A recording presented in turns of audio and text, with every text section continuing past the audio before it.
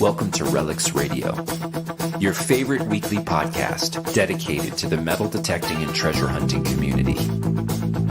Here are your hosts, Ken from Adventures in Dirt and Tony from 5280 Adventures.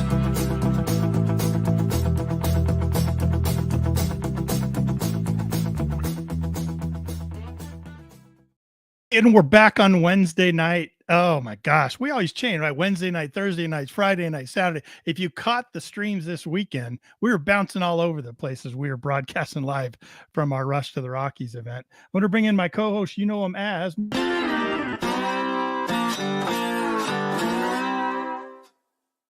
It's Tony from 5280 Adventures. Wait a minute. Welcome. Grandma's Baroque. What's up, man? How are you? I'm doing well. How are you, buddy? Oh man, I came flying in. Like I've never been this late to a podcast. Huh? Did you put it in park? Yeah, I left him plenty of time. When I walked out of the office, I was the last one to leave my office. I was locking the door, and some lady in the business park, she's like, "Excuse me, sir, can you help me?" And I was like, "No, I really can't," but I did. She had some kind of questions that was going on, and I was trying to be helpful to her. But boy, it really made me late. I think I came flying in about 5 minutes. That's all right. Yeah, it doesn't start until we press go live. So all good. True. That's true. All good. What have you been up to here lately? I'd say that I'm tired of seeing you, but I'd be lying. We spent a lot of time together over the last week, huh? It has been. Yeah. I took all last week off in preparation for Rush to the Rockies, and you gave me an opportunity to go out digging with you. Yeah, a few times. Like I think I dug 3 days in a row 3 days last week, and I haven't done that in a long time. So that's right. Definitely did some digging and a lot of visiting with some good friends and right. Our event. We're going to talk about that and the whole deal. It's just been an amazing time off of work. I tell you, I really enjoyed myself. Yeah, good. Back into the swing of things yesterday, though, huh? Trying to catch up then. Trying to. Oh my gosh, I just Lord. Didn't want to get up and go to work after all that. My body too. Oh my gosh, man, my legs still aren't working quite right. Really? Like my wife's like, "Are you all right?" Because I'm like stumbling and tripping. I'm like, man, they're still not there. Yeah, crazy, man. Understand. How about you? How are you feeling? I'm doing all right. We're both pretty racked up. Yeah. I've only got one more day, and then I'm off for 10. So yeah, you're getting ready to take back off. I can't wait for that. I was seeing some Ohioans inside the chat there, and I'll be visiting with them in about a week or so. Oh my gosh, you're gonna have so much fun. Go digging. Even though there's no more relics in Ohio, but yeah, I'm not expecting to find anything because you can go to the park, find some pull tabs, but you be with cool people. That's right. Let's see who's all in the chat so far. We don't have any announcements now that Rush is done. We don't have to announce anything. We don't. No more housekeeping. Good. All right, let's see who's in the chat here. We got Bill Hayes. This is howdy, y'all. Hey, Metal Shark's in early this week. Hey, what's up there, Jay, man? Good to see you. Awesome. Robert Thompson from Nebraska. We got this guy right here. Look at this. Detect SD. Oh, we've got some stories. Oh my gosh, we got the goods on that guy. We're gonna give away all his secrets. Cheers, buddy. Let's see. We got Beth. Hey, Beth, 505 Adventures. Boy, they're all coming out of woodworks today. I know. Look at this. Cindy Bockenstedt. Man, who's that? Oh, Cindy. Oh, we're gonna get to see some pictures of Cindy. Man, all of a lot of time. I know. Look at this. Who else have we got? Here we go. Trailer Trash 04.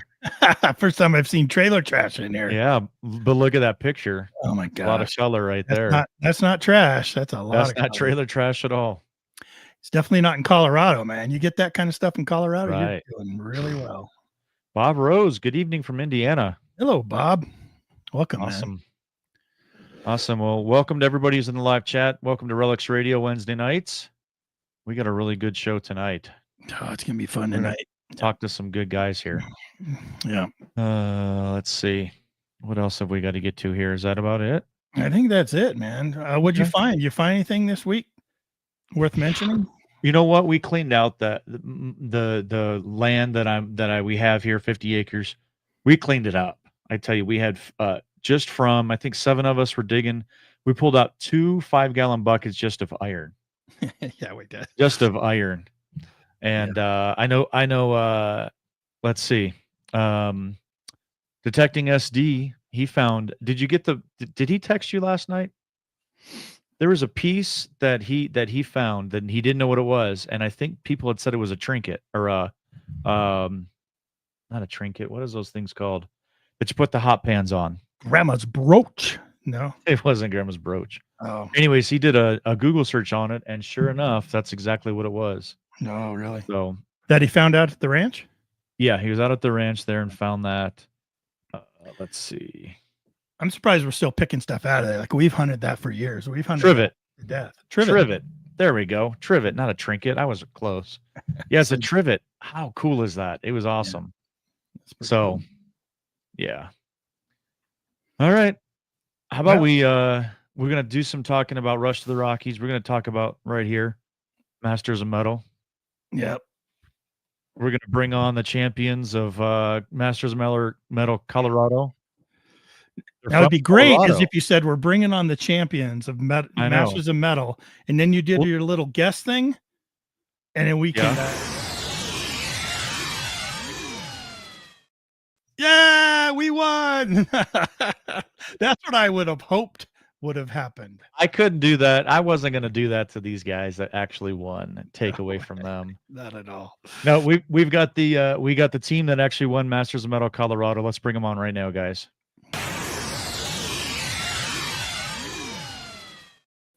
Welcome to the Pikes Peak Adventure League.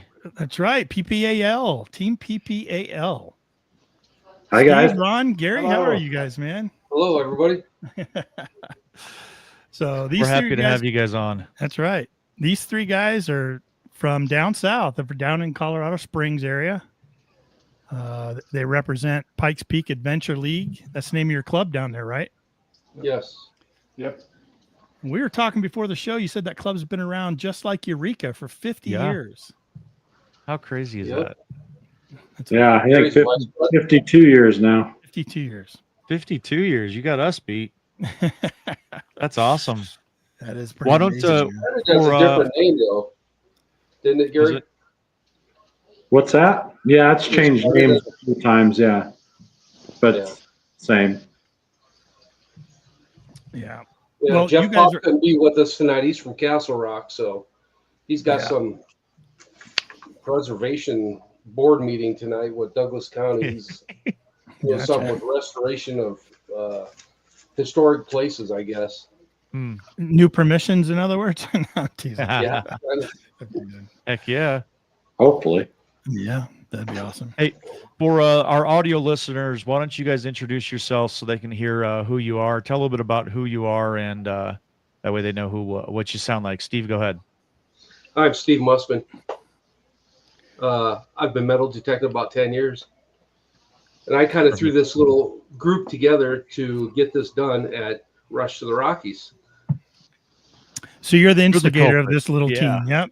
Yeah, I think I talked to Gary, let me see, back in February or something, when the Rush to Rockies application came out. He sent it to me. And then once we seen Masters of Metal, or I seen it anyway, I was like, hey, what an opportunity. So I kind of gathered these guys up and said, hey, let's do it. Awesome. I put myself as alternate, man. They did all the hard labor, all the work. Right. Well, I saw you out there working them in the field, though, Steve. You were doing some target ID with them and helping them out. So, you were helping out. You were pushing for sure. So you guys had decided to come to Rush the Rockies before you decided to do Masters of Metal, right? Yeah. Yeah. We had been there, I think, 4 years ago or 3 years ago. I had been, and then Gary went the year after that. Gotcha. But I enjoyed it. So it was your first time, Ron? Yeah, my first time. Yeah, we'll talk about that. We'll talk about the hunt. I know that everyone looked like they were having a good time, and it was fun kind of having you all out and stuff. And then, yeah, you're right. The Masters of Metal just kind of puts a little extra something on it. And we were excited to be involved with that. I think it took a while for Minelab to make their minds up that they were coming out here to our event. You know, they can only come to a certain amount of events a year, and Yeah, sort of like, not really last minute, but Debbie kind of said, I finally found out that I can bring Masters of Metal to your hunt. And we were all excited. So then we just went into like plan mode of like how we're going to do all this so that it wouldn't interfere with our hunt. Right. That was kind of the important part. Tony, people listening might not know what Rush to the Rockies is. What is Rush to the Rockies? I have no idea. Me neither. Okay. Moving on. Rush to the Rockies is our national event that Eureka Treasure Hunting Club, Treasure Hunters Club, puts on every single year, for the most part, and it's just kind of a gathering. It's over 2 days. It's a seated hunt, 5 different hunts plus a kids hunt, and it's just really a great opportunity just to get around people, like-minded people. I was talking with Jason from Detect SD. And he had never been to an event, and he said, "I cannot believe how the environment, the communal area that like how everybody was so friendly." And like he said, "Yeah, I could just sit down next to any person out here and ask them a couple questions, and we would talk nonstop for about an hour." It was just a great kind of a gathering, a get together of people who just love metal detecting. And, you pick up a little bit of silver coins here and there, and opportunity to lose to these guys in Masters of Metal. That's what I was looking forward to, losing to these guys. That's right. You did it well. I would say you did it well. We lost very well, Tony. Hey, I said bring your A game, so I warned you. It was very, very close, though. Yes, it was a tough run. We're going to preface the whole interview here. I've got the dump button. So you just might miraculously just fall off. So I'm speaking to this guy over here, Mr. Ron. He was the smack talker, I tell you what. No, not at all. Well, maybe a little. Well, leading up to this thing, Tony and I were talking all kinds of smack here on the show, and to our club and all kinds of things. I mean, it was fun. We're having a good time with it, but you got to do it. Having never done. Now, have you guys ever done? Any one of you ever done Masters of Metal before? No. Have you done other competition hunts like that, or competitions like that? Steve, No. I just did a note to hunt and detect in the Heartland, and my brother-in-law and my niece and I, they wanted a third person, so I joined their little group, and we won first place about 4 weeks ago. Was it similar? It was an ID me challenge, basically. There was like 15 targets in the ground in one area, and then they had 4 more targets in other areas. So it was Ferris and non-Ferris, and they had multiple targets in some of the spots, but we ended up getting first place, and we took home triple scores. Wow, cool. Wow. It was a good little machine for sure. Fun. Yeah, I've never been to Detecting the Heartland, but boy, it sure is popular. I know that it's growing every year, and they do a great job putting on that hunt from what I've heard. We had never, we had people on here as guests that had been part of Masters of Metal and won it in the past. And we always hoped we could bring it to Colorado. So I was glad that Debbie was able to bring that out. I invited her to come on tonight, so down below you might just see her pop on, and we'll bring her up to the screen if she happens to pull over. I told her, pull over. I'm going to be traveling, Ken. Pull over and join the show. That'd be great. Now, from my understanding, there's like 3 or 4 regional events, and then they have the national, right? Yeah, I don't know how many regionals they have, but yeah, you're right. They have these regional hunts like ours was. And then they'll have the championships in Alabama later this year. What was it, Tony, in November? October. October 17th. Yeah. October 17th. In October. I think there was Friday. Okay. I think there was 5 or 6 regional, or, slotted for 5 or 6 regional events. And through the rules and the setup, you take first, second, or third, and you are invited then to go to that the championships. Well, wanted to find out. Right. Have a chance to bring it back to Colorado. There you go. We wanted to ask you guys, are and you may not have decided yet, but are you guys planning on heading down to Alabama, representing Colorado? Yes. We are. Outstanding. Good Are answer. you guys going to be there? You got second place. Oh, let me throw that in your face again. You got second place. If you're not first, you're last. Oops. Oh, what happened to Steve? Oh, I'm Oops. sorry, Steve. I warned him. He's in timeout. Oh, if you're not first, you're last, huh, Steve? I won't do that again. That was rude. No, you guys made us run for our money. I'll tell you that.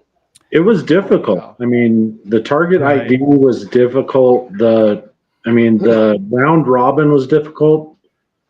I had never gold panned before, so I mean, that was a learning curve right there. Yeah. Gary, tell us what the target ID event was. Yeah, and probably we shouldn't mention any of the targets. I think Right. Debbie didn't want us to mention any of those. So the target ID, they gave us a list of 25 different items, a sheet of paper, a marker, and then they were numbered and buried in order from 1 to 25, and we just had to try to guess what those numbers were, write them down on our sheet, and what did we have? We had 5 minutes to do it. Yeah, 5 minutes. And that So wasn't long enough. No. How did you guys do on that? What did you end up getting? How many did you end up getting right? I think we got a total of 8 right between 3 of us, and one guy got 5 of them right. Oh, wow. So very difficult. Yeah, it was. Yeah, Jeff Pop, he was all worried about, man, I haven't been out detecting, and I'm like, dude, you got this, don't worry. So he got 5 out of the 25 right and was the best out of everyone. Wow. That's great. Yeah. That's pretty impressive. It's a difficult event. Yeah. It's a difficult task. It was. So many things sound alike, and some things, you just don't really know what they sound like or come in like. Do you guys have any targets you couldn't find that they buried? I did. Yeah, like 3. I think it was 2, 3, and 4. Didn't come up very well. Yeah. Yeah. I had 3 or 4 that were scratchy. There was something there, but it really wouldn't lock in on numbers. It was Right. Yeah, we just crazy. It became a guessing game at that point. Yes, exactly. Yeah. That sounds like I'd be one of those. Yeah, sure. Evidently it I think wasn't. Because we only got 8 right. Right. So. Right. I think overall that was probably the most difficult of the 4 different events, for sure. And everybody that we've talked to, I reached out to some people that participated in other states, and that was the one they had said. They didn't give me any insider information, obviously, because I did so poorly. So, but they had said that one was the most difficult. Everybody is very humbled after they come off of the field from right there. Except for your partner that got 5. He was Jeff, walking pretty high. I bet.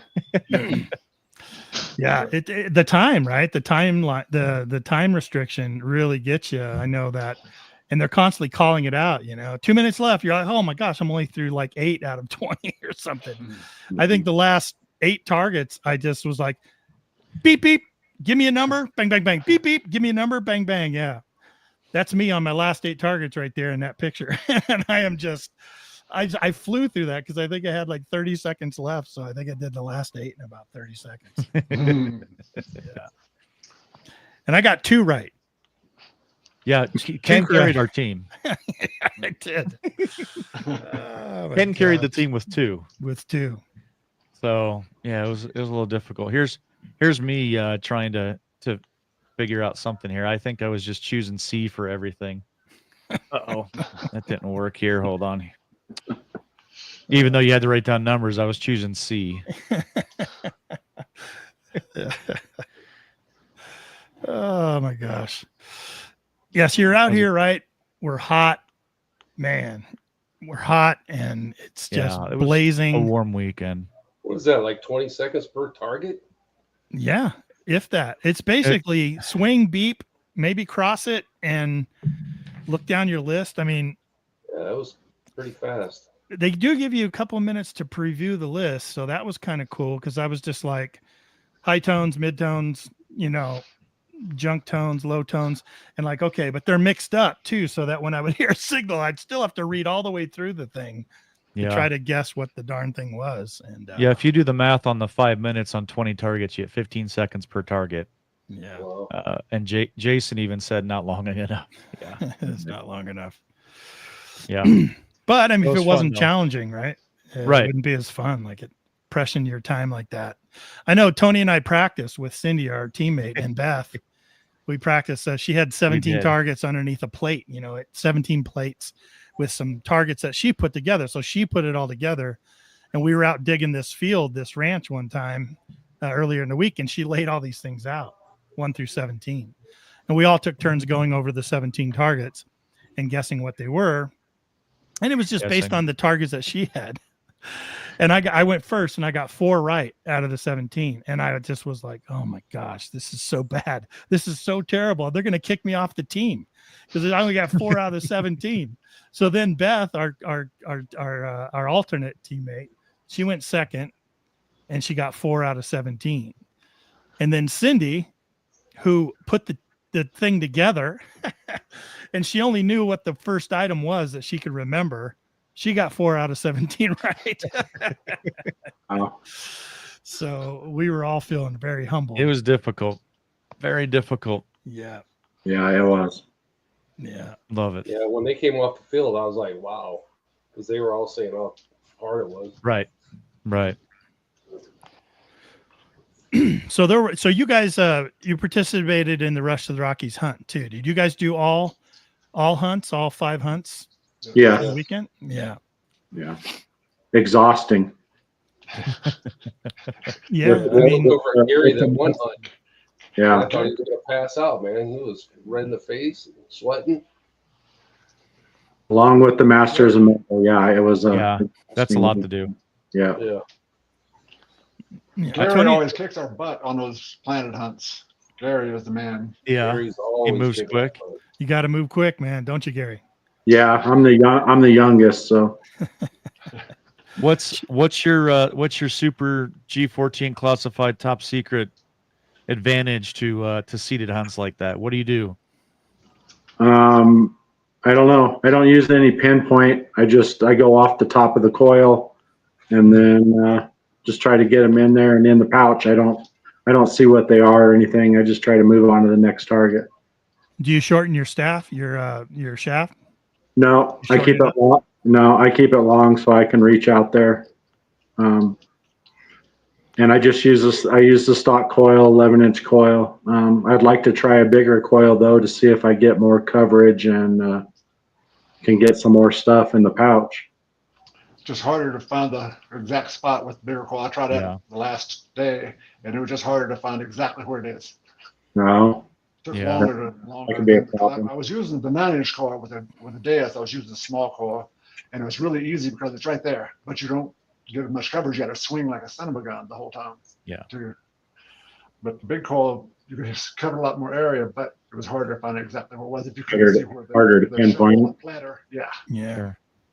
Right. And this year we were on private property for Rush, and we were able to actually bury them into the dirt. So that adds a little bit more difficulty. Kind of keeps people out there a little bit longer.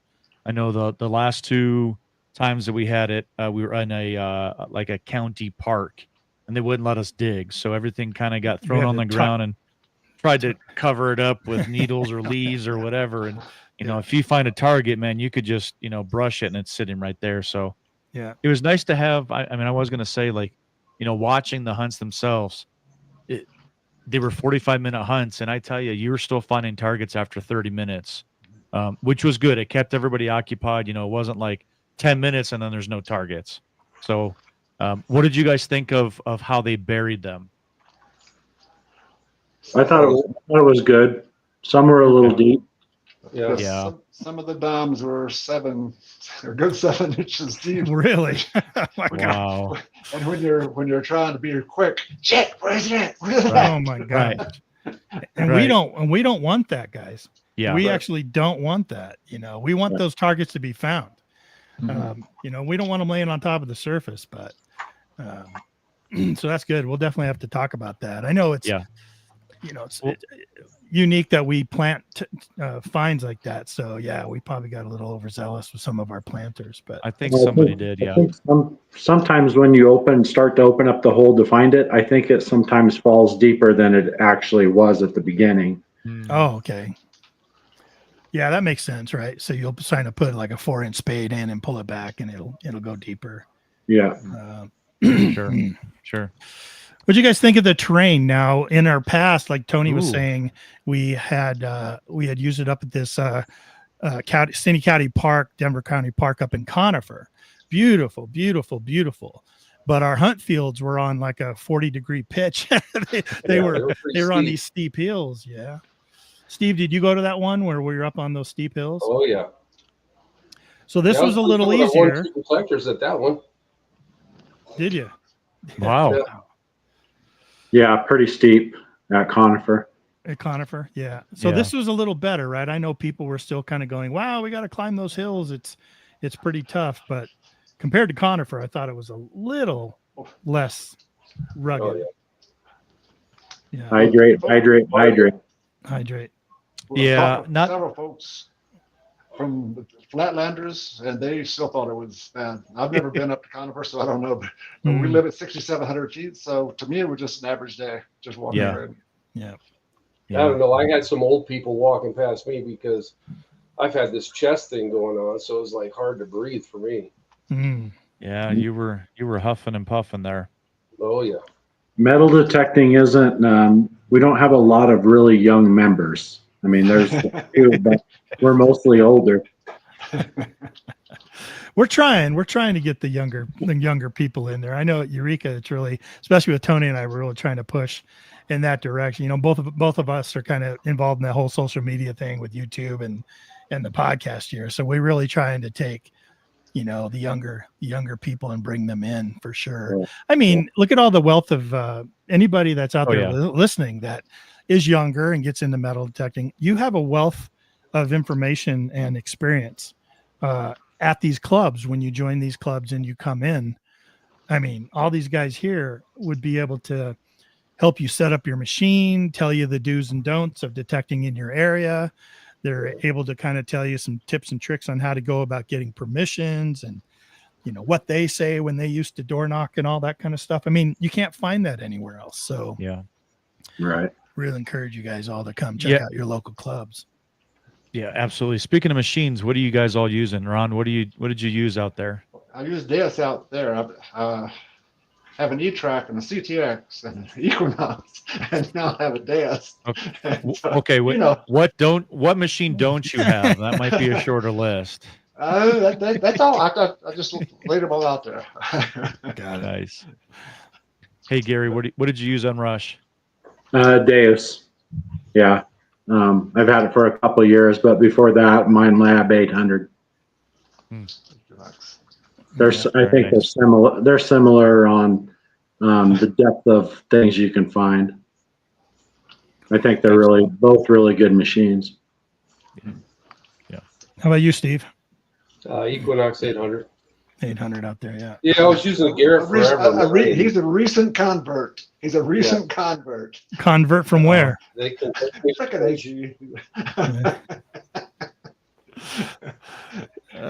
he was so dedicated to his Garrett. Well, I'm finding some you and me silver both, with my Steve. Equinox, too. But he has done really well with his Equinox. Yeah. Hey, Steve, I used Garrett from day one for many, many years, and then I just decided to make a jump, and I'm happy where I'm at. Happy where I landed. Minelab's a great company, great machines. Yeah, definitely are. So if it's not giving away too many, because they were using the DS2s and they're kind of new to them, and you know Jeff, I think he was using the Manicore, wasn't he? Yeah. So he's new to that too, and I'm like, okay, you guys got this, man. You know what you're doing. You just gotta listen for that tone, you know. Yeah.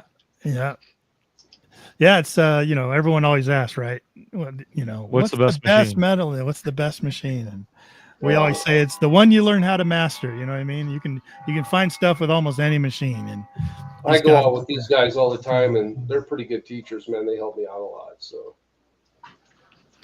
well, let me ask you this, because we ask most of our guests, how did you guys get started? So, Ron, we'll start with you. Like, Why metal detecting? You know, we'll come to each of you ask this question so the other two can be thinking about their answers. Okay, well, my dad, back when I was a kid, my dad was a school teacher, and we taught it at Saltville High School in Saltville, Virginia. Lots of Civil War battles around there. And so he got a metal detector in the late 60s, early 70s, and he had access to a whole bunch of property because all the students liked him. So he got to detect, and two other teachers wanted to do it too, but they didn't have detectors, so they would do the digging. He would do the detecting, they'd do the digging, and it would split and everything. But he didn't take us. But so I went in the military. I was in the Air Force for 28 years, and then every time I go home, my dad would say, "Have you started detecting yet?" He finally got me interested back in like 12 years ago. And holy cow, it is really fun. And I started, and we started going, when I go to Virginia, I would always stop at parks along the way. And I always found something. I couldn't freaking believe it. All these old parks have stuff in them still. And so then I just come home and I show Steve what I found. And Steve, oh yeah, my dad had a detector. I think I'll do that. So Steve got started. But Ron, do you remember the first thing you found that really was like hooked you? Like, I know your dad was after you, but you know what I'm saying? The very first good target I found was a seated dime. Oh. And I got really excited. So, yeah. And that was the first day of detecting at a place east of here. Wow. And wow. I've still never found another seated dime. Oh, wow. Really? Yeah, they're tough here in Colorado, fine, for sure, man, for sure. But, how about you, Steve? I got a seated dime here in Colorado. Yeah. I was out with Gary Massey. We were detecting. Yep. Yeah. Tell him where, Gary. Palmer Lake Reservoir. Yeah, Palmer Lake, really? No kidding. Wow. Yeah, he comes walking up and he's like, "What's this?" And he had a seated dime. Yeah, that was a good day. It's a great day. Yeah. Sounds like a great day. I think I got what? I don't know, 4 or 5 Mercs and a seated dime and a brooch, I think, or something. And I don't remember all the stuff I got. Who would have thought? Who would have thought? That was right by the water too, so it was all green, and I had to clean it all off with black. Yeah, I can't believe you just told him that. We got most everything out of there. Oh yeah. Yeah, there's no more stuff there. Yeah, nothing. Probably it's all clean. I got started. My wife bought me a bounty hunter for Christmas one year. Yeah. And she says she didn't pay more than $100 for it. Yeah. But I was a coin collector before that, so I went out and tried it, and I really enjoyed it, and then upgraded to a whites. A year, maybe not even a year after that. So I've owned quite a few machines: Whites, Garrett's, the Minelab, the Dave's. I think I have a Garrett when I met him, and that's why I went to Garrett, because he was smoking everybody out there in the fields. And everyone thinks it's a machine, don't they, Gary? They do. They do. I'm gonna go get me one of those Fisher F70s or whatever it is, So, right. So do you remember your first find, Gary, that just really hooked you with your bounty hunter? I was mostly going to parks with like elementary schools, and I got quite a few gold rings by the swing sets, and that's really was awesome finding those. But I was finding clad and jewelry, but I wasn't finding the old coins, and that's what I was interested in. So that's why I upgraded detectors. And the second time I took out the whites, I got a Merc second time out, I think. So I knew having a better machine meant better treasure. Did you also change up kind of your places where you would detect to try to find those older coins? Yeah. I was at a bridge tear out along I-25 when I found that Merc. I started doing curb strips and like older house tear outs. Mm-hmm. And I got somebody at a park said, "Hey, you should join this local metal detecting club." And it took about 6-8 months, but I did join after that. So I've been a a member about 20 years. Wow. That's awesome. Yeah, and Wow. it helps out private property and things. We do a lot of outings, so it's fun to be around like-minded people. It sure is. Yep. Steve, how about you? What got you into it? Well, my dad had one back in the 70s, a little gold bounty hunter. I played around with it forever, and I don't know, and I just kind of got away from it. And then when I moved into the neighborhood here, Ron lived across the street, and we started talking, and that kind of hooked me. And I was like, well, I work with the guy who was a member of the club who happened to, he's passed since, but I worked with the guy that was in the club, and that's why I told Ron, I said, there's a club in town, let's go check it out. And then the historian Bob, he sold me a Garrett AT Pro, Bob DeWitt. So, Yep. Good machines, man. AT Pro. A lot of people started on those. Tony, that's what, Yeah. that we used exclusively for a long time. We first met you. Tony and I have been digging together since we got started, right around 2016, something like that. And it's been fun kind of watching each other grow as digging partners, right? Watching each other grow as detectorists and being there for each other when we make these incredible discoveries and stuff, and or getting these great permissions, right? Like we got this week, I said I dug like 3 days this week. I'm not used to doing that, but one of the days Tony and I went up and went after this permission we've been really trying to get. And we went up there and we got it. And the guy would only give us a day to detect it. And then because he had made some bad judgments on people's character in the past, right? Old rancher farmer guy. So he just gave us a day to go detect it. And we went up there, and he has about 7 properties that are targets that we want to go check out, home sites. And one of them was a school, an old school site. So Tony and I went up there and hit the school site. And you're finding all the typical stuff you think you would find at an old school site and some real interesting things. And then I go and I pull this, what was it? Civil War staff officers button. Yep. Eagle button at a school site. Like, what was that doing there? To make you scratch your head. Like, oh my gosh, what was that doing there? Yeah, crazy. Great. And I love show and tell. It had to be. I'm going to take this. Yeah. I just love surprise finds like that, though. Places where you're just not expecting to find them, and you come across something like that. It's just what's so great about this. Now, here, let me ask you this. Finds. What's the unique finds? Yeah, those are the best nowadays. Yeah. what's that? Oh yeah. Unique finds. I mean, counter stamped coin or something you've never found before is the best. I love things that you can't identify, and you got to go do the research on them, and anything with a date or a name or a manufacturer mark or something like that. Tony and I fall down the rabbit hole doing some research on some of these items. So I love finds like that are unique and unidentified. Really, we got to go. What is this thing? I found a Expressman's badge from like 1898, I think it was.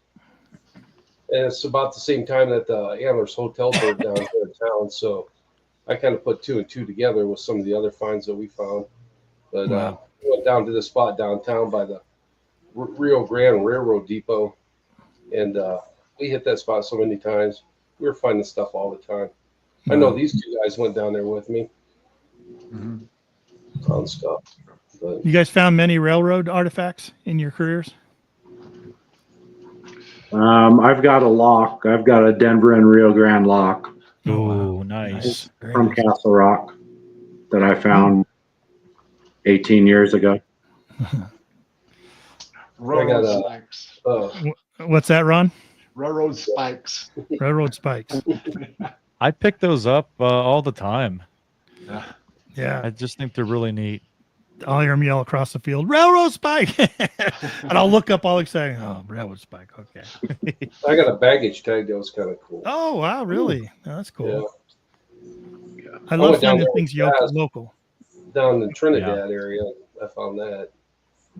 I go down there a little bit and hunt with him. So Yeah, we got a got guy, some good Frank spots down there. Gonzalez. He was at Rush to the Rockies. He's from Walsenburg, and he does a lot of the mining camps from down there, down in Walsenburg. Yeah, does really well too. You Merchant mentioned down Tokens. south. Yeah, he does really well. He's got the largest collection of tokens I think I've ever seen. Yeah. What's 'Cause that story? Didn't he say his dad was in the police force down in Yeah. down in Walsenburg, and they used to clean out what was like the meters or something, or the Parking meters. the parking meters, and people would use old tokens for that to try to trip the meters and stuff. So he Yeah. just has this huge collection of these old tokens and stuff, Wow. tramway tokens and transit tokens Yeah. and stuff. Pretty Nice. amazing. Yeah, pretty cool. So when Tony and I started, we were kind of like hunting parks, graduated to maybe some door knocking, and didn't really know too much about relic hunting. But once we discovered relic hunting, pretty much everything else, it was it. How about you guys? Like, do you consider your guys, each one of you, do you consider yourself coin shooter, like whatever, or relic hunter? Like, what would you guys consider? I'll go. Go ahead, I Ron. like finding old coins, tokens, stuff like that. I don't really care about the unidentifiable crap you were talking about. Yeah. But I like buttons. I like Civil War. Steve and I went to Louisiana back in February and detected some Civil War areas. I found a bunch of bullets. So that stuff is really fun to me. Yeah, I agree. How about you, Gary? What do you consider yourself? I'm an all around. I still like to go to parks. I've been, I like to do the deep coins now, try to find, the older stuff.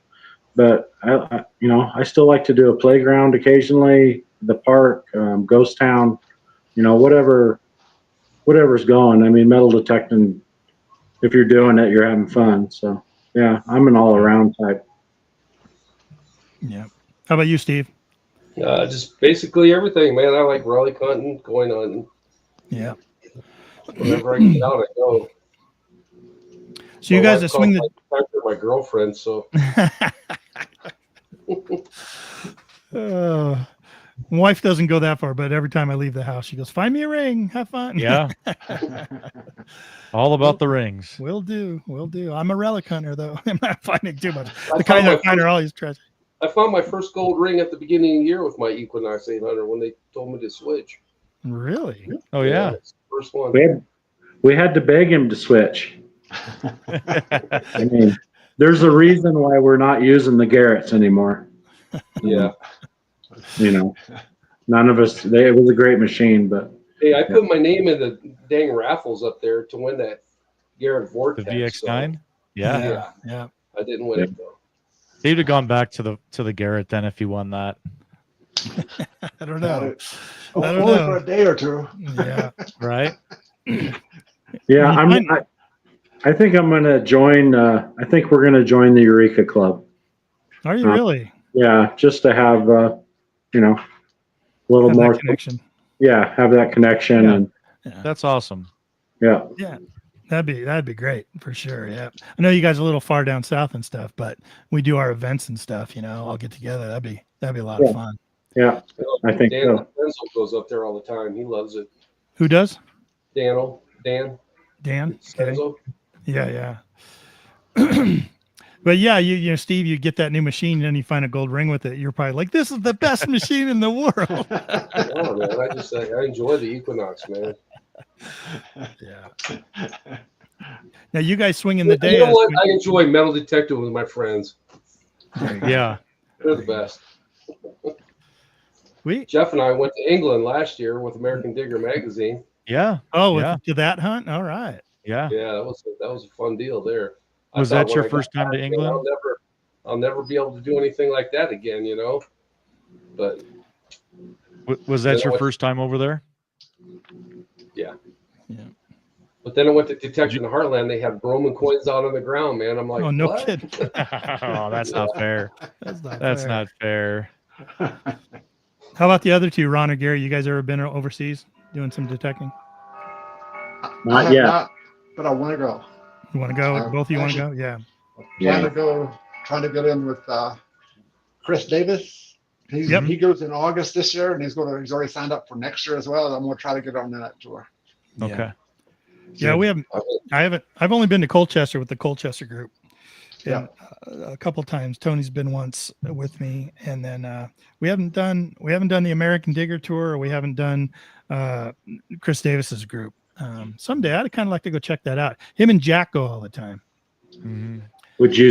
Did you like the Colchester? You know, I loved we it. did. We loved it. I've been twice because I liked it so much the first time. You know, like anything, right? There's certain quirks that is for some people and not other people. Like Chris Davis is like, "What do you mean you stayed in a bird barn?" Right. You know, I'm in a hotel and I'm doing this and that. We give each other the business all the time, so I'm not talking crap about Chris at all. We give each other the business.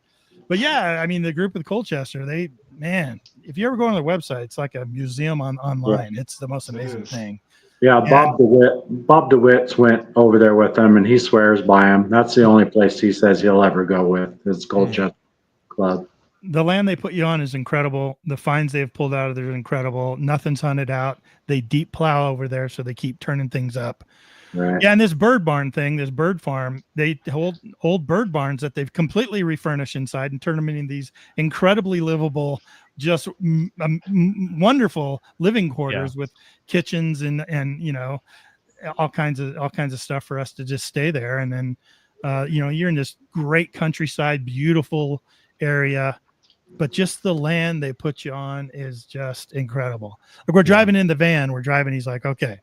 The guy driving the van's like, okay, here we go. Okay, so you see this over here? That's 300 acres. We have that plot of land, the 300 acres in front of it, 300 acres behind it times 2. Over here, we have 300 acres, then 900 acres over here. I mean, as we're driving down the road, and this is just one stop out of numerous stops we're going to make throughout the 7-day week. So you get it's almost a different farm every every day for the 7 days, and the surrounding acres around it are, you know, hundreds, if not up to 1,000, that you can go anywhere, and it's a different spot every single day. Yeah, it's crazy. Get up, some hard breakfast. to hit it all. Go to Jack for 8 to 10 hours, and then come back, get some dinner, take some Advil, go to bed. You know, do it all over again, just constantly. You know, hey, there's Jeff Barber. Charge your stuff. Yeah. Learn how to use your headphones. Learn where the volume button is on your headphones, right, Tony? That helps. Yeah, we were talking about England here, and Dig and Buddy was in the chat earlier. That's who we actually went through to get over to England. I know the Chicago Ron. There's also Dig and Buddy. We've been going through Dig and Buddy. Jeff Barber's in the group.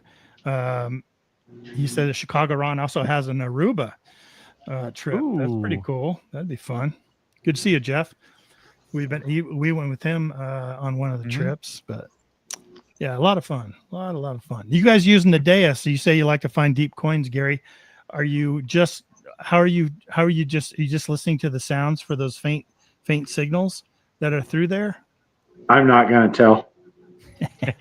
Are you using the pinpoint trick? Are you using that pinpoint trick? No. All right. I'm gonna wait till you come to a club meeting, and I'm gonna grill you on that. We'll talk offline. I did hear him say that he only hunts in one mode. Oh. Yeah, you don't need a custom mode to find stuff. You can hunt in park mode and find plenty. Yes, you can. Or even the mono, even that, you know, bringing it down to a Deus one will do very well for sure. Yeah. But a lot of people swear by that park. Weren't you giving me a bad time about the park mode when we were getting ready to compete? No, I was just mentioning it. Okay. All right. I haven't. I did some testing with the park mode, but I haven't hunted with it yet. Actually, I did. I went to a soccer park, and I think I hunted in park mode. Right. But you must have got there before me, because I didn't find nothing. Talking about Masters of Metal, how hard was the round robin? I mean, it took most of the teams. Claim jumper. It took a little over an hour or so for some teams. Yeah. So let's talk about that. Let's describe that. So we've already talked about the target ID. That was the first event. And basically you could do that at any time, right? They allow you to come and just do that at any time at your leisure. Also, the gold panning, they let you come and do that anytime at your leisure. The 2 scheduled hunts were the token find, the token hunt, and the claim jumper. Somebody want to take a shot at describing the claim jumper of what you needed to do? Go ahead, Gary. Basically, there was 4 different sections. One detector started in first section. There was another one staged at the second section and the third section. The guy in the first section had to find his target, which could have been, they told us what it was, but there were also still tokens in the field. Once he found his, the second person could go. Once he found his, the third person can go. And then the person that was in the first strip went also in 4. And then you had to do that as fast as you could to find the targets. And the targets, there were some bottle caps out there, but they all didn't have an American flag on them. So you had to find the one with the flag. The little washer was very little, and it had to have a zip tie on it. And that washer was little. That was the toughest. Yeah. That was the toughest. Yeah. Yep. And then they have, so I talked to Debbie, she says she changes it all the time. So sometimes it'll be a very specific thing. Like you'll have to go find something and it'll be of a specific color. Mm-hmm. So they'll have a ton of these other things out there. Like, you have a bunch of tokens and they're all green, but you have to find a red one or something like that. Like they change it all the time. And so I think there was still like 200 tokens out there that you had to get through. Listen to. How many did you guys find looking for your darned claim jumper token? Oh, I found so many of those green tokens. Yeah. The very first section I did, and my 4th target was the one with the identified that the one we needed. I think yours was a first one, but I found the 4th target, and then handed off to Jeff, and he did the bottle caps. Mm-hmm. And it took him a while to find his because he had to go to all metal in his machine, but to be able to find get the signal for the bottle caps. Yeah. But Gary was digging those little washers one after the other. little washers, and just shaking his head. They finished in 14 minutes and 42 seconds.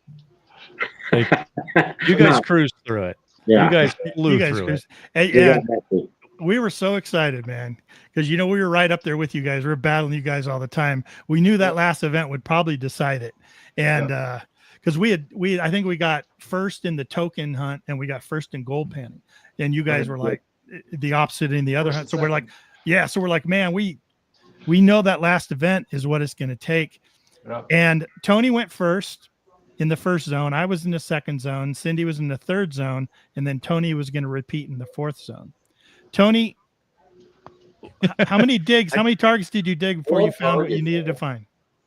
For the first one, I think I dug one target, and I found the M. So he immediately yells, "Ken, it's all luck. Go!" Right, and he's finding the judge and all that stuff. So I didn't even have my machine turned on yet. So I'm turning on my machine, and he's over there going, "Go, go, go, go!" And I'm like, "It's booting up." And guys, it set. I hit the thing, I swung, and I got my target. And it was immediately. It was the American flag. It was the flag bottle cap. Immediately. Wow. First thing. So we're going into the third zone before anybody had hardly ever even started beeping. And I was thinking, we've got this. We've got this. Oh my gosh. Everybody is thinking you got it. It was luck. And then when we got to that third zone, no dig on Cindy at all. It's luck.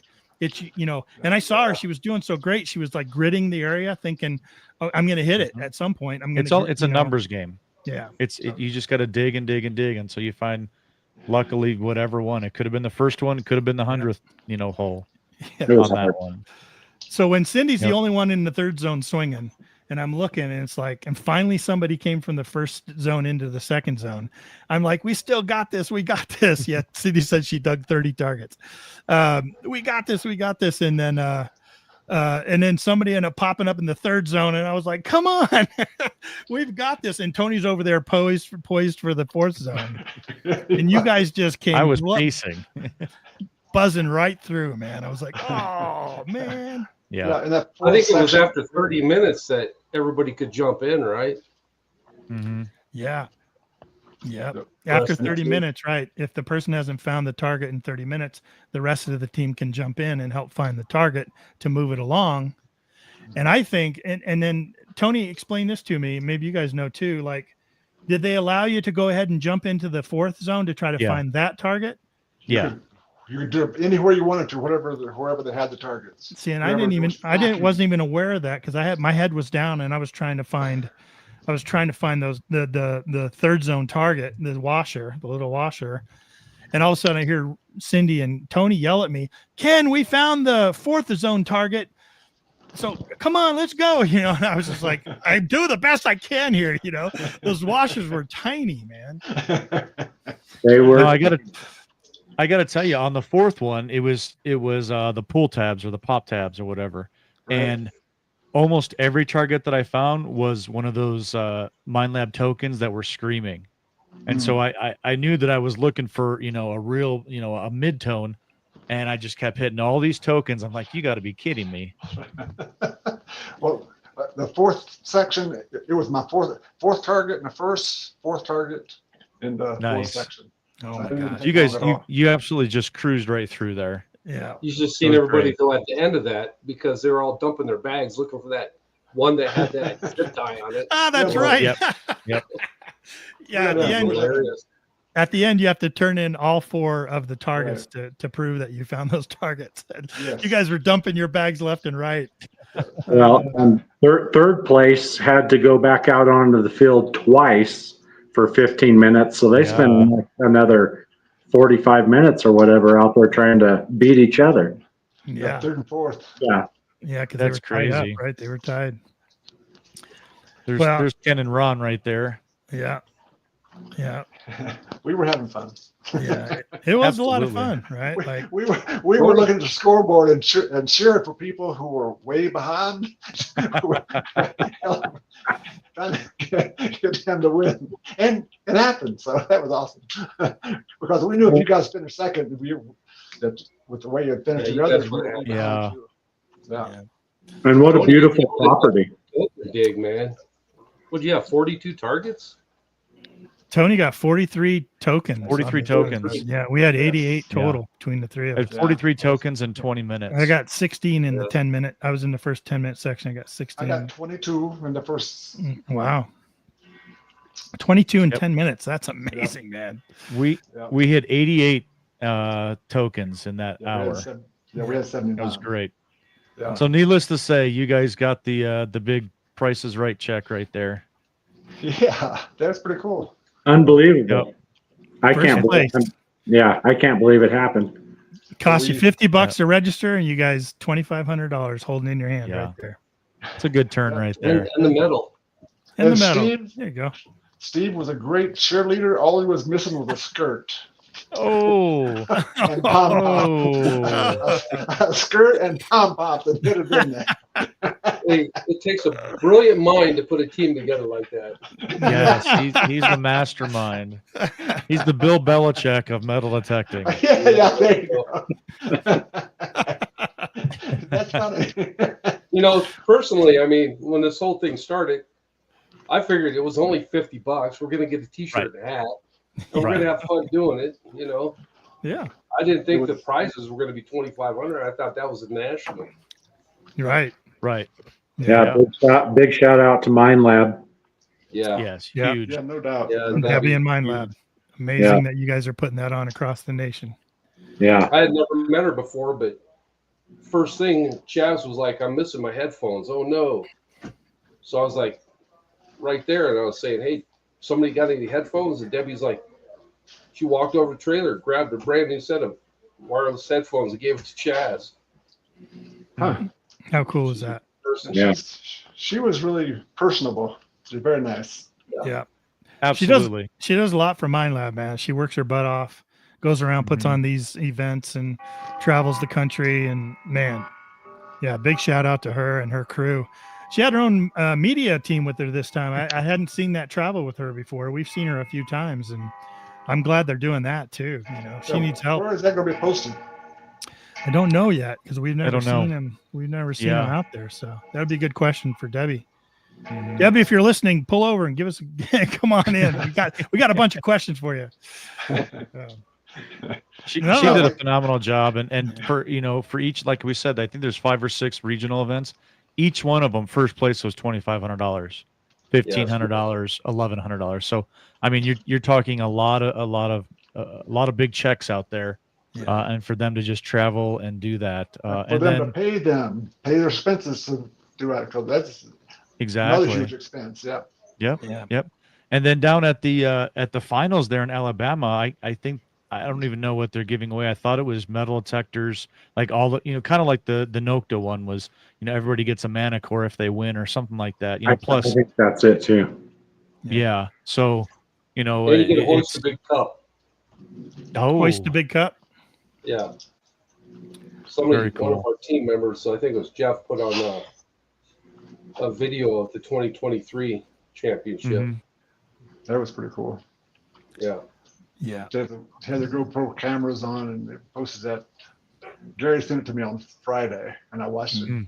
And that gave me at least an idea of what we were going to do. Right. That That's was pretty great. cool. Yeah, huge shout out I to don't know if Minelab. They just knocked it out of the I don't park. know if the alternate gets to participate in that one or not. But as far as I know, is if the alternate steps in for somebody that doesn't show up, Just bring your skirt and pom-poms.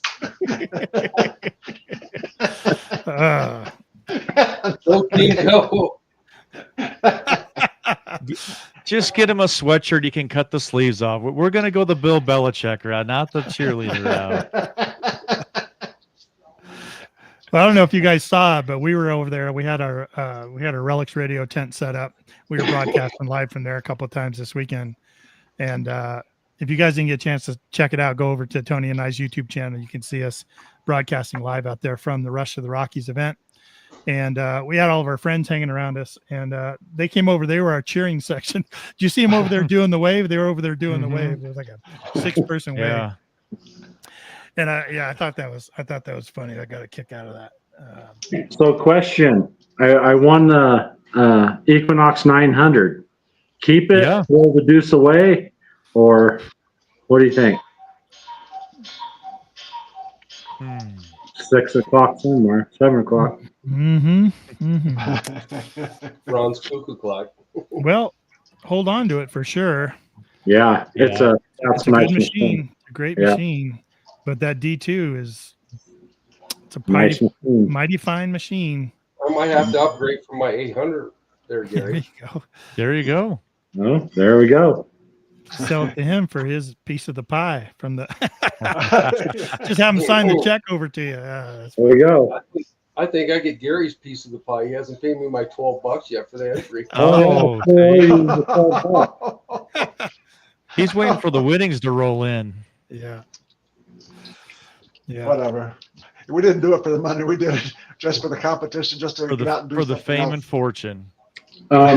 Me and Ron go out a lot together, and when Ron finds something, it starts the competition, and I'll usually find something after, and we kind of go back and forth. I think competition's a good thing. Agreed. We're very similar. I'll beat him one day, and he'll beat me the next day. So it's not a one. Then they take me out, and I smoke them both. So it happened once, Steve. It definitely wasn't a trend. That's funny. I'm sure you guys are competing with each other too. Yeah, I mean that's just it. We're all alike when it comes to that. We're all real like-minded, Tony, we have the added benefit that I swing the D2 and he swings the Manicore, and those two are kind of always going head to head, compared against each other. So we're always talking crap about each other. But I will always give him the compliment that says, I've seen his detecting change, complete 180 improvement when he started swinging that Manticore. The amount of good finds he finds versus the bad finds has completely flipped. He digs so little trash because he's learning that machine so well that it's really cool to see him at the end of the day, and all the finds he found, he was able to determine were pretty interesting. Every now and then you get fooled, right? But definitely different than he did before he got that machine. You it's just the gotta sweet be spot. lucky and hit that little spot where that little target is. Yeah. Isn't that amazing? You got to swing over it, Yeah, just the way that it goes. Middle of this big old world that we can go where we're going to go and take our little coil and find something that's been waiting in the ground for a couple hundred years, just waiting for you to come along. It's just amazing. You guys are so close. We got to get together and hunt sometime. Hey, let's do it. Yeah, absolutely. I'm a lot closer than Ken is. He's up north. See what I mean? I'm down south, so yeah. Well, I'll take him out. We'll go out. I'll send you pictures. Where we get in trouble is when we used to door knock. So we go up together. Hey, Mr. How you doing, sir? Blah blah blah. And they go, yeah, sure. You have a big, huge front yard. And then being buddies, we'd always say, okay, what side of the yard do you want? And I don't know if it's my age or what, but I was never smart enough to pick the good side of the yard that was in the shade, like where all the kids played, like had all the coins dropped at it. I'm always out there sweating in the sun, not finding anything. He's over there finding all the good stuff. It happened so many times it became a joke between us. Like, absolutely. I got a couple pictures I wanted to share with you guys. This was, hopefully it comes up right here.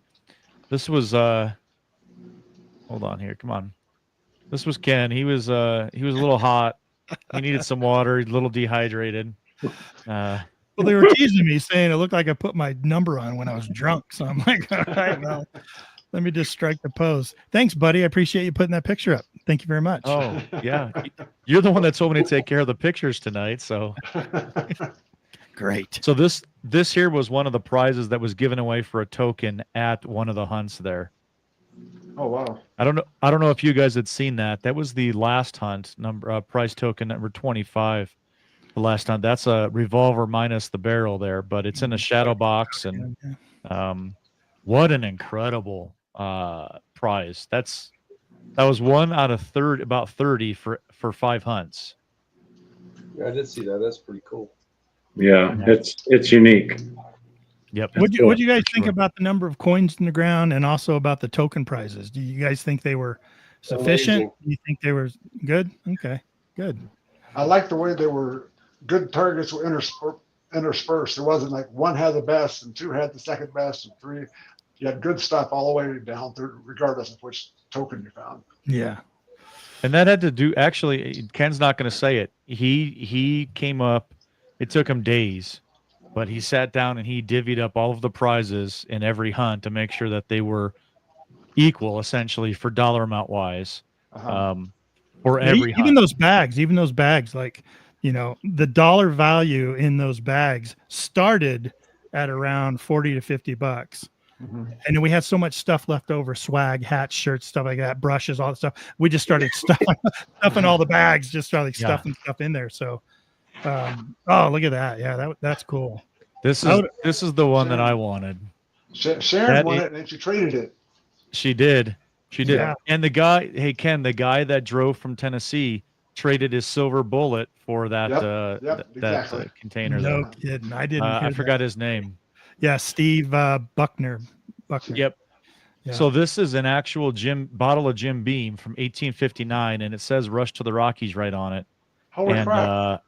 Yeah. So it was one that was sold back in the day or whatever. Unfortunately, this one had been opened and removed the contents inside. Darn it. But I know I checked. That's funny. So all of the contents were gone. I think that's a Jim Beam bottle, isn't it? It was big. It was probably that big. Yeah. I believe it is Jim Beam though. It was Jim Beam, I yes. believe so, yeah. Yep. This is at the bottom there. Yeah, pretty cool. That is very cool. We had a lot of cool prizes. One of the coin sets, the wooden boxes. Yeah. Yeah. Beautiful. Yeah, it was beautiful. One of our members put that together. Greg Olson, correct? Is that his name? John John Olson. Olson. John Olson. Yeah. He went to a lot of work for all that, so appreciate that. Yeah. I got one of his bullet box. I got the bullet one, the Winchester 22 long Yeah, rifle. I saw that. That was awesome. It's neat. Yeah, John did those personalized boxes, as well as he casted all of the arrowheads, the silver arrowheads, and Those are all the awesome. bullets. I got one. You got The a bullet? You arrowhead got a one? bullet or I got an arrowhead? arrowhead. I got an arrowhead. Those are awesome. Arrowhead. Yeah, arrowhead.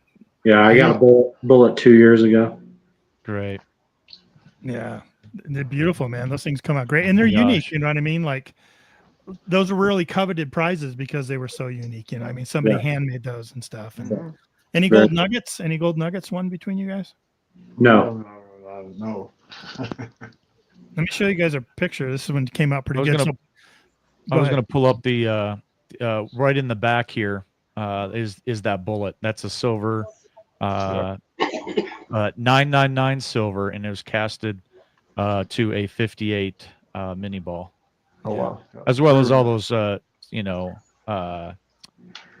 silver rounds, spider coat knives, all that kind of stuff. But I wanted to show that bullet. I can't zoom in on it, but what a cool, unique find. Yep. And the case is unique too. It's very cool. Mm-hmm. did you guys Okay. the prize that John Olson put out, that was the arrowhead Oh yeah, that his mother found in what 1968, 68. and that he used that to cast a silver arrowhead, and then oh man, that was pretty cool. That little prize, that little box that he put together was really, really cool. Yeah, that was very cool. So it's kind of like that personal connection. You know, a lot of people have been posting around the internet about the hunt, and everything's been pretty positive, which I really appreciate, because we, you know, the club works really hard to put that on. We're always trying to improve, so we're always looking for, you know, improvement ideas and stuff like that. But this Tom F.A. Patton put this picture out. I want to share it with you. I think we were looking at it before the show went on. But check this out. He took all of his finds and put them in a cool little display. Yeah, that's awesome. Yeah, check that out. You know what I mean? Like that's Nice. pretty cool. It's a cool little display there. He's got his little gold nugget And he's at got the tip of the arrow. Gold nugget, yeah. And he said that was the pickaxe. He put him in the display of a pickaxe there. Yeah, that's really cool, man. Thank you for doing that, That is really Tom, cool. for sure. Yep, very cool. Looks like a retired guy. Lots of time on his hands. Right? Right? I'll tell you, between you guys and Nancy and Jeff Luber, you guys all worked your butts off, man. Ron and Linda Erickson. There's a lot of people there. We appreciate that too. Yeah. It took Is a there lot any of work chance- behind the scenes. Yeah, Any I'm chance to do sure. it at the same spot next Chris year? Davis and Doc and I don't know what we'll do now. Yeah, I mean, yeah, all those people, man. We got some really cool core. We got some cool members, man. We got a lot of new members that are coming in, and they're Yeah. always willing to jump in and help. And how can I help? And what can we do? And they're finding good stuff. You know, we have our Find of the Month club and our Find of the Month contest. A lot of them want to join the Heart group. I don't know if you guys are familiar with Heart, but they're always sort of really good people coming in. They want to learn how to do it the right way. We just got done filming a video about how to dig in parks correctly and retrieve your targets correctly, doing like probe digging and slit digging and stuff like that. And everyone's really interested in doing it the right way for sure. So, but yeah, Ron and Linda and Jeff and all those guys have been around for, and Chris Davis, and they just they're real top-notch people, and they're great detectorists, man. So I'm glad you guys got a chance to come out again. I know Gary said you've been before, and Steve. But yeah, so what we'll do is we'll get together as a committee. We'll get together as a group and come together and talk. We'll probably have a meeting and talk about how it went, what went well, what didn't go so well, some of the feedback we got, you know, what our desires are for doing it again next year, and start talking about all that right away. We'll start talking about all that right away. And, so we'll see. It takes a lot. I mean, everyone was pretty worn out at the end of this one. And, you know, you have a lot of regulations surrounding like your promises you've made to landowners as far as how many people, how many cars, when we get there, when we get out of there, that kind of stuff. So I know Nancy was really doing a good job trying to keep people on task and get people in there and get people out of there. So it's tough. She's been basically running it, keeping us all organized and keeping us all on task for a number of hunts now. I always wonder if she's just getting worn out and saying, I don't want to do that anymore, but we'll see. We'll see. Ron, you had asked if we were going to do the same location next year. Yeah. We'll discuss it as a committee for sure. I liked it because it was private property. I liked it because it was close to where I live. I didn't have to drive. I liked it because I could go home every day. Exactly. No, it was a great place. The picture that we're showing here, you can see, it's kind of open fields. It was, it's pasture land, grazing land. And you got the ponderosas up there behind it and stuff. It was very, very beautiful. And me personally, I know that I will vote to have it there again next year if we can do that. I did like the location. The landowner will allow it. Yeah. Exactly. Yeah. I loved it too. Like where everyone's looking right now, you could look out over this valley because we're on a little bit of an elevated rise, and you just looked out over this valley for as far as you could see. It was just beautiful. Yep. Definitely a beautiful place. Yep, I agree. Let's see the medal. Deer and elk and antelope and Cindy says, let's see the medals. I have mine here. Anybody else got theirs sitting around? I got mine sitting. I don't. It's on my desk. It's on my desk. That is such a good picture. Yeah. There you go. Now, where's your? Yeah, look at that picture. That is such a good picture. That's a great picture. Yeah. Just leave that That's up to the me. top 4 going for. Well, we definitely support you guys going out to Alabama and representing, Colorado. Yeah, those you guys guys back going east, too, right? We got to talk about it. I don't know if I'm going to be able to make that, but come on, we'll see. I know. If all of us go back out there, we have a good chance of Colorado bringing it home.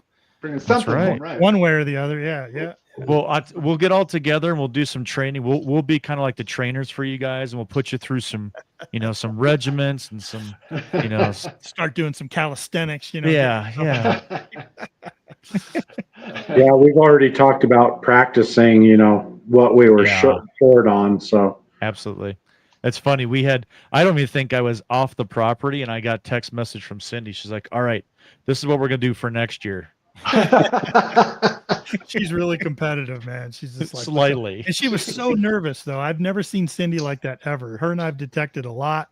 She's this great person, and she was like shaking almost. She was so nervous. She's like, I don't know why I'm so nervous. She goes, she was right, Tony. She was just like, is it time yet? Are we going to go? What time are we going to go? Is it almost time? We have to go over there. We got to be over there. Let's go. We got to be over there. It was great. Yeah. So we talked about 2 events. We didn't talk about the other 2. We talked about the claim jumper, and we talked about the last event. No, we talked about target ID and claim jumper, but there was a token hunt. So how did that work, guys? Somebody want to talk about it? Ron, how about you? Yeah, well, I was in section 1. I was out there first. I had 10 minutes down 22 targets.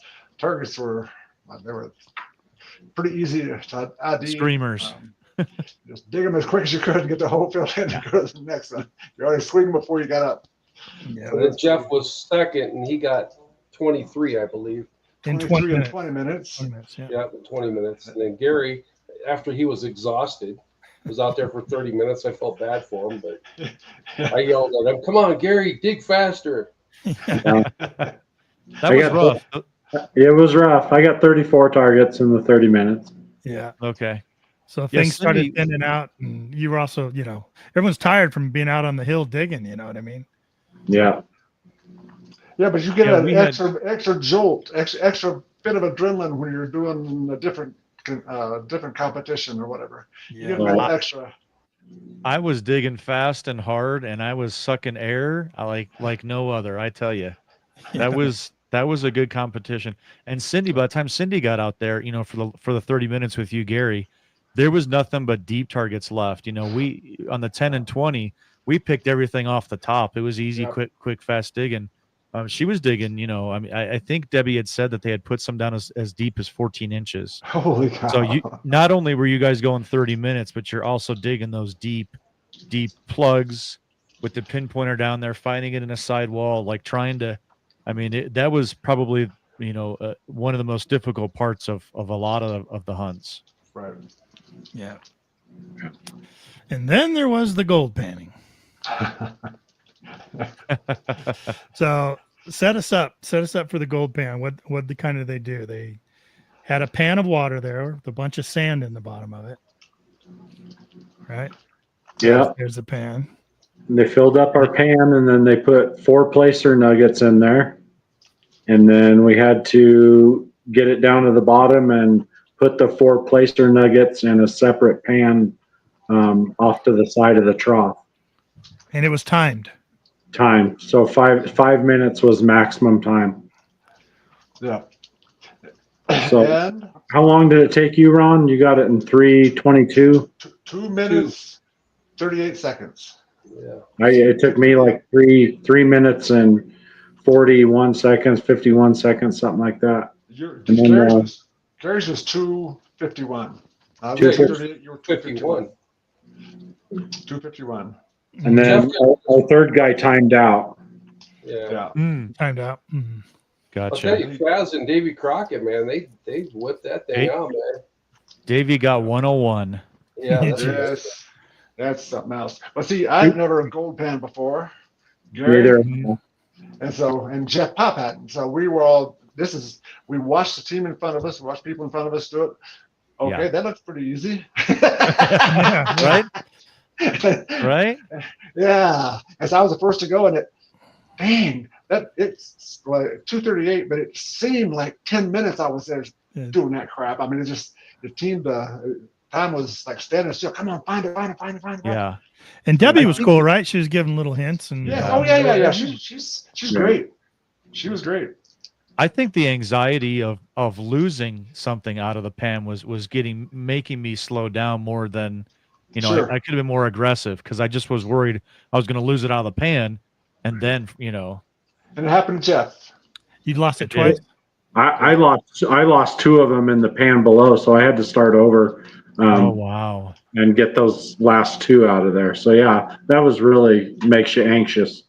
Yeah, And you agreed. still did good because you were the technique that Debbie taught you. I mean, it was pretty. She was wonderful, Yeah. so she was wonderful, awesome. really Yep, she was. great. I couldn't get those nuggets out of the pan because they were flat. So when it would come up to the top rim and I would see it, I'd go down there with my little pudgy fingers and I'd be trying to grab that thing and slide it up out of the water. And I couldn't grab it. I spent like 10 seconds trying to grab one of them. And then I'd push it back into the sand and I had to tap on it again to get it back up. It was crazy. Jeff had that same problem. He couldn't pick it up. His fingers are big. Yeah. And he had no fingernails. Yeah. Yep. I think I That got was 233. And what'd you get, Tony? 240 I something? had 244. Cindy had 140. Oh, wow, Cindy. Very fast. Cindy. She did a great job with that. She for did sure. fantastic. Yep. That's what I like about it. Everyone contributed. You know what I mean? It was a real Yeah. team effort, and it was a lot of fun, man. It was even rooting on the other teams. Like I remember we were getting ready for the claim jumper hunt, and everyone's in their quadrant. I remember I knew we had a bunch of time until first, so I went down the line wishing everyone well. You know what I mean? And good luck. And it was like one of those things where you wanted to see everyone do well, but you also had that little competitive side of you where you're just like, Well within reason. I within want you to do reason. well Right. within reason. Yeah, Right. right. I do want to say on the relay there, that was the claim jumper. Yeah. Davey, he was stuck on zone 1 for the whole time. I don't know how many tokens he dug, but I think he was the last one in zone 1, and I think he went past the 30 minutes, and his rest of his team came in to help him because Oh wow. he was still on zone 1 looking for that darn token. Wow. Yeah. Yeah. Sometimes it's just luck, you know. It just was sometimes luck. you just Yep. we started where we started. There happened to be the token we were looking for right off the step, and Yep. it didn't mean we were better metal detectors or anything like that. Put the coil over here, the tone, and dig it up. I know I had my Deus switched on a program that was just yes or no. It was just either on or off, man. So anything it said on, I was hitting it. It didn't, I wasn't looking at numbers. I was just digging anything that was strong. Figuring there wasn't a lot of trash out there.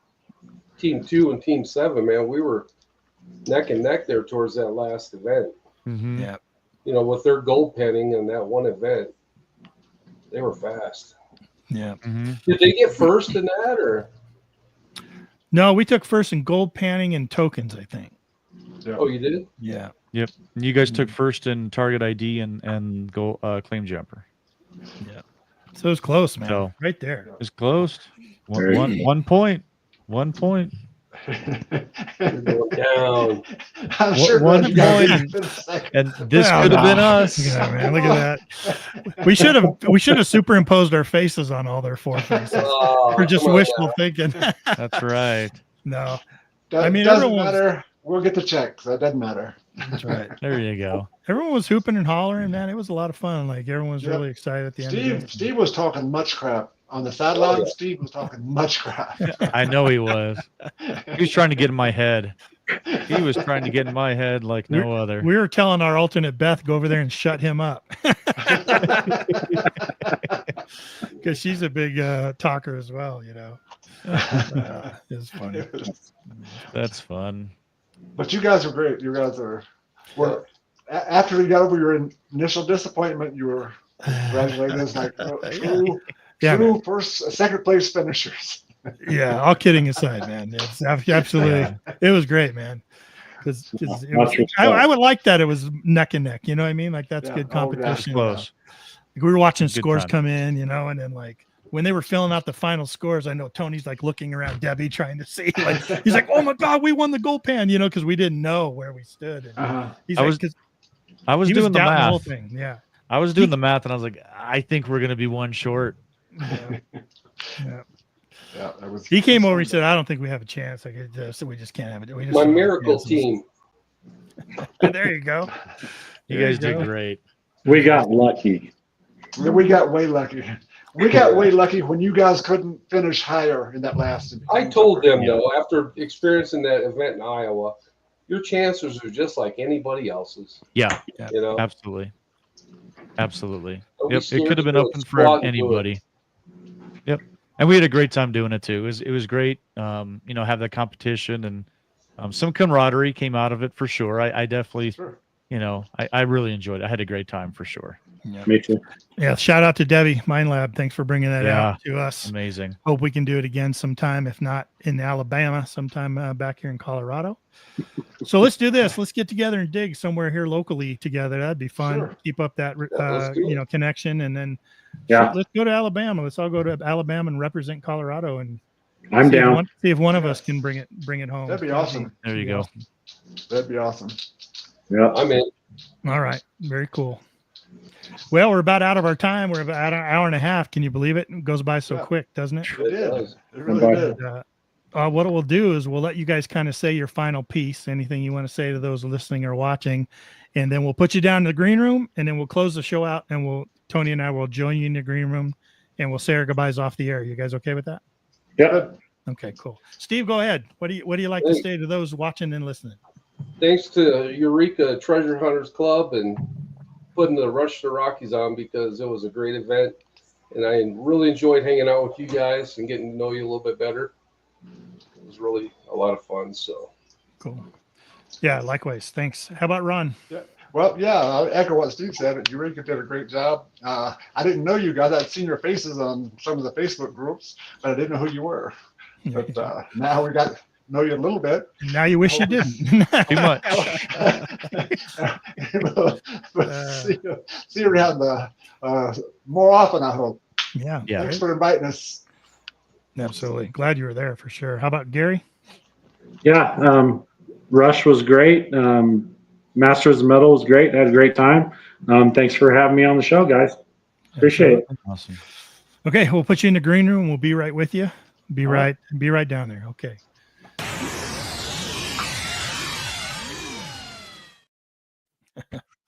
Great guys, man. I can't believe we had those guys on. What are we thinking? That image, that picture right there is burned into my memory, man. I know it it's is. burned into my eye sockets. Like when I go to sleep at night, I see that picture. I'm just like, man. It's it's the same thing like Ohio State when they lost to Michigan. They had the score up on their blackboard for the whole year, and they used that for motivation. Well, guess what? We There's have a my copy of this motivation. picture. That's all I'm saying.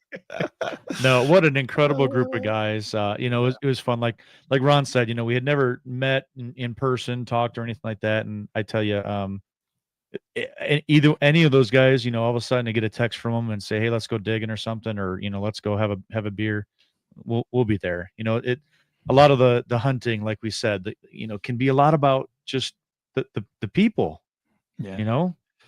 And I think this weekend was a lot about the people, and I had a great time with everybody there. Just like Jason said, that was the thing that blew him away the most, was that he'd never been around that many people that would understand the thrill of a saddle badge or a 3-ring of bullet. Right. There's not too many people in your life that you talk about a 3-ringer dirty old bullet and they would get excited about, but almost everyone would lose their mind. would get excited about that, So. Right. Yeah. And one more thing to mention before we get out of here, but the kids hunt. Yeah, we didn't mention that. Incredible. Thanks to Nocta for supplying a metal detector for the kids hunt and really supporting the whole event. But seeing those kids out there hunting, and some of them were using detectors and they were digging holes. And I got the littlest kid filling his hole and stomping down his hole, like repairing his hole. Like, it was so cool to see. I got that on video actually. But that's the next generation, man. We've got to support those kids that are going to be coming up behind us and teach them how to do it right. So that was a lot of fun to watch. Yeah, and I think the youngest one won that mini horde as well.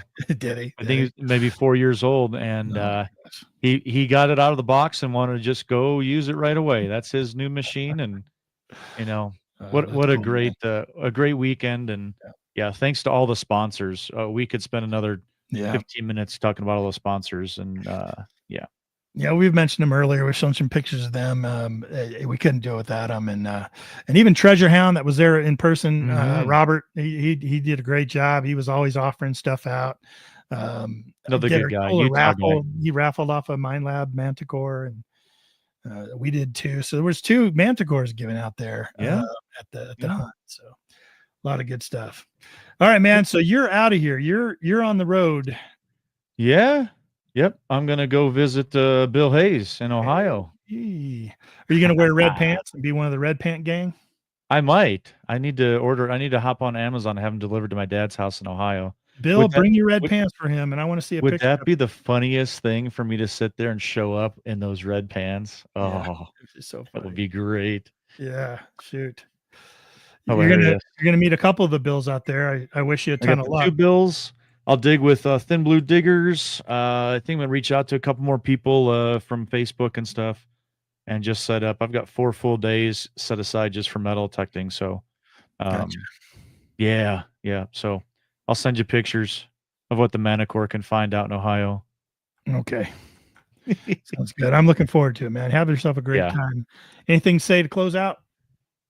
Just follow me over on all social media, 5280 Adventures, Facebook, YouTube, Instagram, TikTok, kind of wherever. Come on over, visit with me, leave me a comment, send me a message. Love talking with you guys. So, cheers.